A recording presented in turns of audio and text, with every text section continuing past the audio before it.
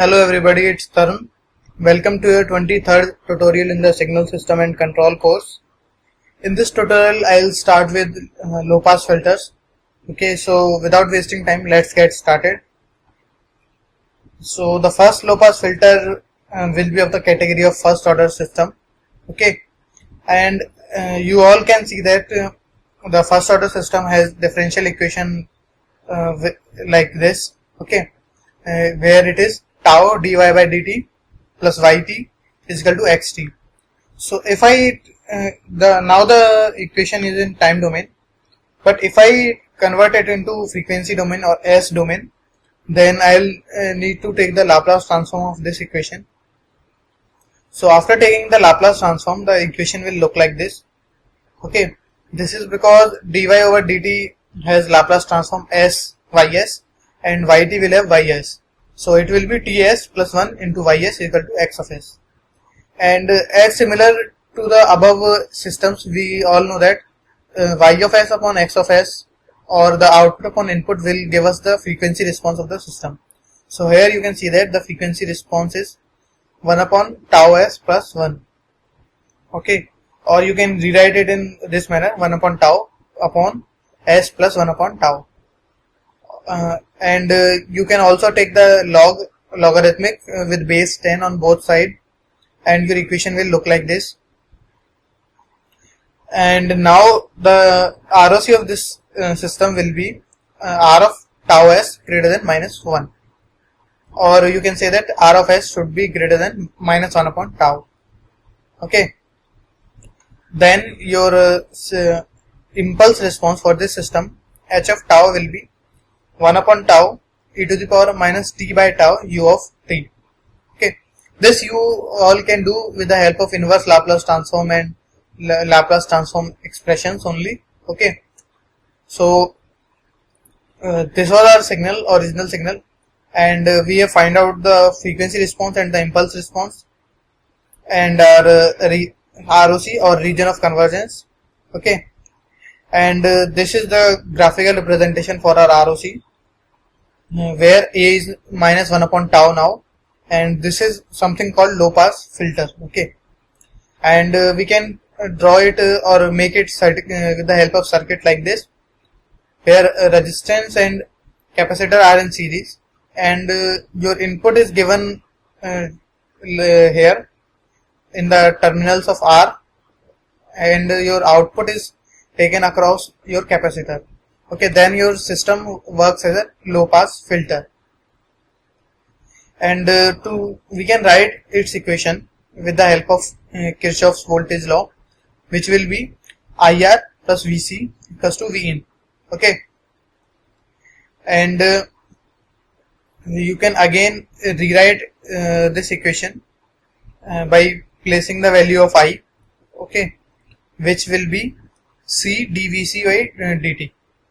And you now here can see that it is the equation of the form which I told you in the last slide, the first order differential equation.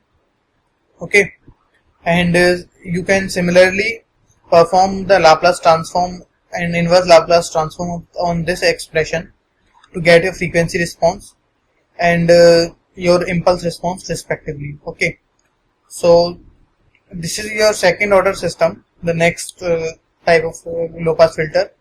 Okay, here your differential equation is of second order, as you can see here, and similarly you can find out the impulse response and the frequency response for this equation by first taking the Laplace transform of this equation, which will give you the frequency response like this. And when you get the frequency response in this manner, you can find out your impulse response with the help of inverse Laplace transform using partial fraction method. Okay, and with these equations there are some curves drawn which you can see if you want to understand more thoroughly, but I am not going to explain them. I am just going to explain you the equations only. Okay, so now the next second order system is RLC circuit, and in this circuit we are having a capacitor and a resistor in parallel with the inductor in series, and its equation will look like this: Vc, which is the capacitor voltage, it is according to Kirchhoff's voltage law only, and your voltage across inductor is L di by dt, which is equals to your input voltage. Okay, and your current I is equal to IR plus IC, where I is the current passing through the inductor. Okay, and your voltage across the capacitor and the resistor will be same because they are in parallel. So this is the expression. The left hand expression is the expression for voltage in the capacitor, and it is the expression for voltage in the resistor. These will be the same. Okay, and by solving this equation you can find out the value of IC, which is the capacitor current, and then you can find out the whole current by putting the value of IC in the equation I equals to IR plus IC. Okay, which will give you a second order system equation when you will replace IR with VR by R. Okay, so you can solve this equation and get your frequency response and impulse response respectively. So these are the second order filters. I have explained you one of them, and I expect from you that you can solve the other ones by yourself, because there is nothing to do. You just have to use the Kirchhoff's voltage law and current law equation, and then putting their values, you need to find only the what you can say second order differential equations. So this one is the circuit. This first one is the circuit for low pass filter with the RLC elements in it. This is high pass, this is band pass, and this is band stop. Okay, and now let's see the next topic, which is initial and final values theorem.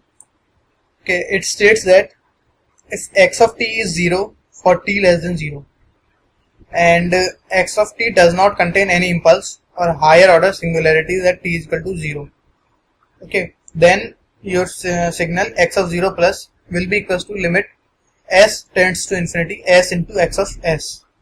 Okay, this theorem or this expression is the expression for initial value theorem, or you can say IVT. Okay, and if a limit t tends to infinity, x of t is equals to limit s tends to 0 s into x of s, then this expression is called the expression for final value theorem. Okay, so this is quite important because these theorems are used directly while solving the questions. Okay, the next topic is causality and stability. So first of all, we will see what is a causal system.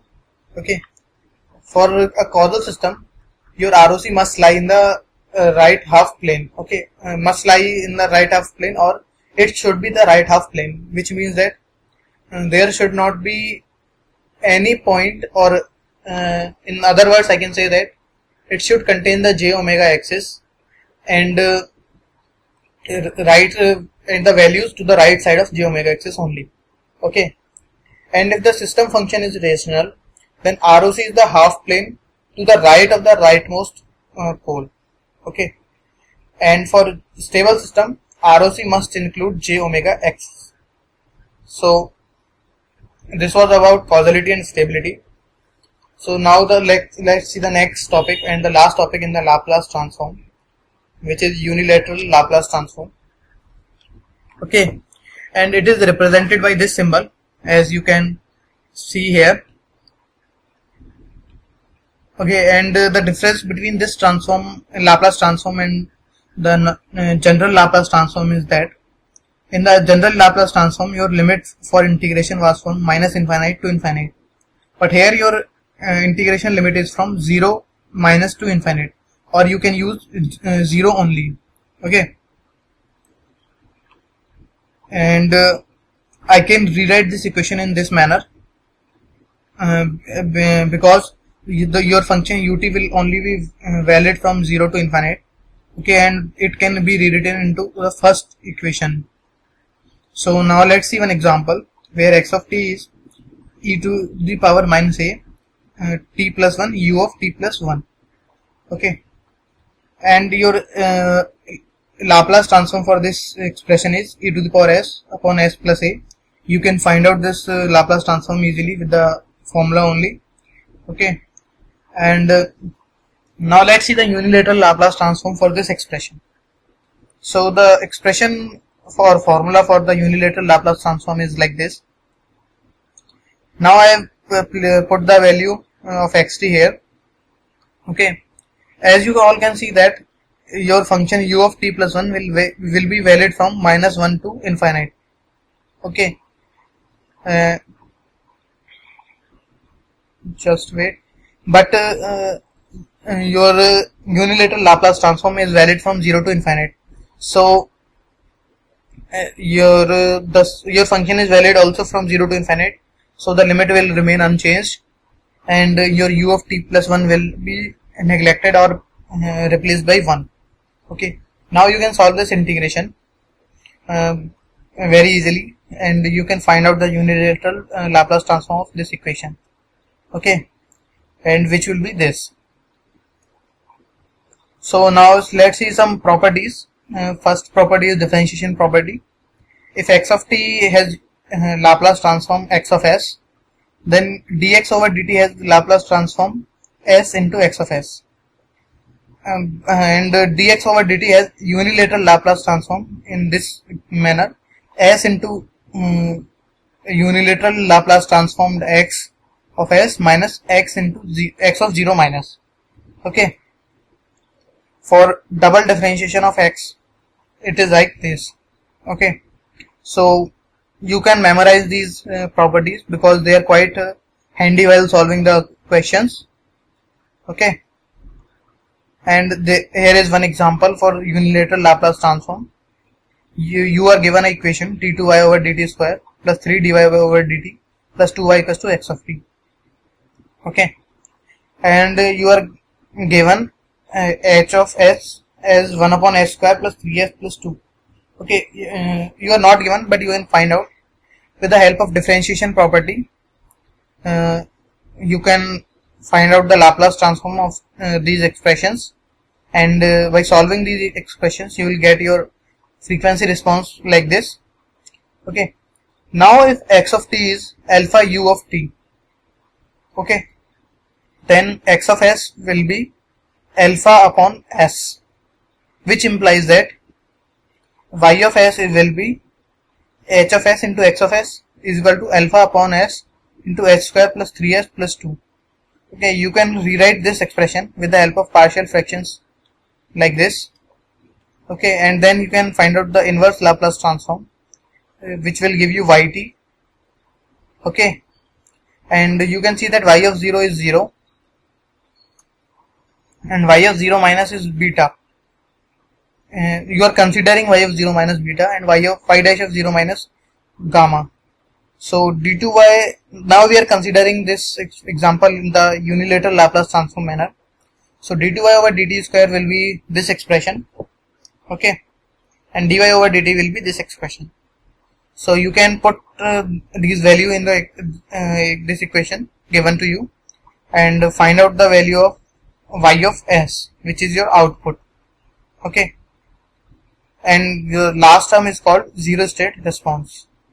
So this was all from my side in this tutorial, and I have attached the assignment with this unit also. So I'll suggest that you solve the assignment by yourself because it will help you understand the concepts more better.